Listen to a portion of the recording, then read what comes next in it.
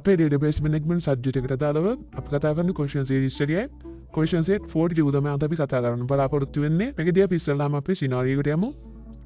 ඒ scenario එකේදී අපිට කියලා තියෙනවා mobile phone shop එකක් තියනවලු. ඒ වගේම ඒකේ computer software එකක් පාවිච්චි කරනවලු phone sell කරන්න.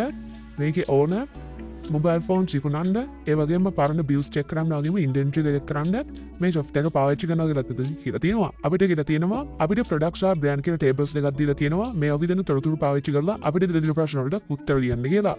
අපි බලමු අපිට දීලා තියෙන ප්‍රශ්න මොනවද කියලා. පළවෙනි ප්‍රශ්නට ගියොත් එහෙම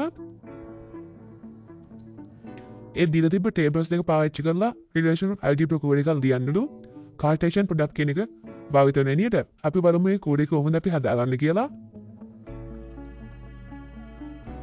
මේ තියෙන්නේ අපේ මේ ප්‍රශ්නට අදාළ algebra code එක. අපි ඊළඟ බලමු ඊළඟ ප්‍රශ්න අපිට මොකද්ද කියලා තියෙන්නේ කියලා. අපිට මේකද කියලා තියෙන්නේ අපි ලියාගත්ත algebra code එකට අදාළ output එක මොනවද දීලා පෙන්නන්නේ කියලා. මේ output එකේදී අපේ brand table එකේ තියෙන හැම row එකක්ම අපේ product table එකේ තියෙන row එකත් එක්ක සම්බන්ධ වෙන තමයි සිද්ධ වෙන්නේ. අපි බලමු මේ output එක අපිට ඔය විදිහට බලා ගන්න හම්බෙන්නේ කියලා.